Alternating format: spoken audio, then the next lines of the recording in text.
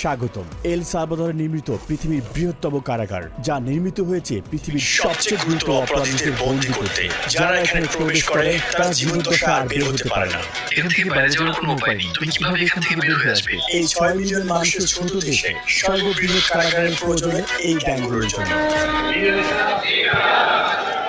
এক সময় পুরো দেশে আধিপত্য বিস্তার করা এই গ্যাংগুলো 2022-এর মার্চ থেকে নাটকীয় অভিযানের মুখোমুখি হয়।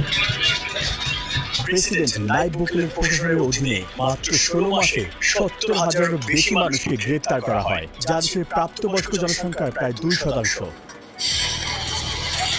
শিকড়ে বাঁধা হাজার হাজার গ্যাং সদস্যকে রাতের আধারে করা নিরাপত্তার বলয়ে বাসে করে শিকড়ে নেওয়া হলো। মাথা নিচু করে একজনের পিছনে অন্যজন বসায় তাদেরকে একটি জটলার মতো দেখাচ্ছিল। চারপাশে অস্ত্রধারী পাহারাদার থাকায় কেউ আদেশ অমান্য করার সাহস করেনি। একদিনের